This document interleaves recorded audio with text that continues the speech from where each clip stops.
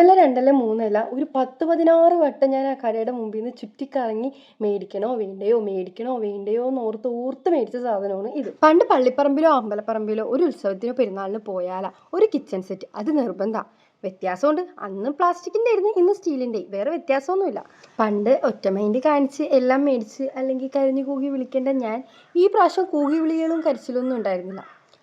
നശിച്ച കാക്ക. അതുപോലെ കാരണം വേറെ ഒന്നുമല്ല, ഞാനിപ്പോൾ സ്വന്തമായിട്ട് അധ്വാനിക്കുന്ന ഒരു കുട്ടിയാണല്ലോ. അപ്പോൾ നമ്മൾ ചിലവാക്കുമ്പോൾ കണക്കൊക്കെ നോക്കും. അതെങ്ങനെയാണ് നിങ്ങൾ അധ്വാനിക്കാൻ തുടങ്ങുമ്പോൾ നിങ്ങൾക്ക് മനസ്സിലാവും.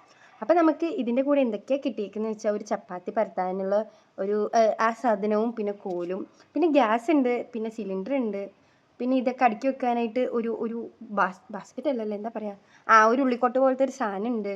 പിന്നെ പ്ലേറ്റ് ഉണ്ട്, ചട്ടി ഉണ്ട്, അത് മീൻകറി വെക്കാനുള്ള ചട്ടി, ഞാൻ മീൻകറി വെക്കും. പിന്നെ ഒരു പാൻ ഉണ്ട്, ചീനച്ചട്ടി ഉണ്ട്. എന്താ ഇത്, വീട്ടിലെ കാര്യത്തിന് പോലും ഞാനൊന്നും മേടിച്ചിട്ടില്ല. അപ്പോൾ പറ നിങ്ങൾ, ഇതിൽ ഞാൻ ഇനി എന്താ ചെറുതായിട്ട് ഉണ്ടാക്കണ്ടേ? ഈ ചെറിയ പാത്രത്തിൽ കുറച്ച് കുക്കിംഗ് വീഡിയോസ് കാണണമെന്നുണ്ടെങ്കിൽ നിങ്ങളൊന്ന് സബ്സ്ക്രൈബ് ചെയ്തിട്ടേക്ക്. എന്തായാലും എപ്പോഴെങ്കിലും ഒക്കെ കാണും. അപ്പോൾ അത്രേ ഉള്ളൂ.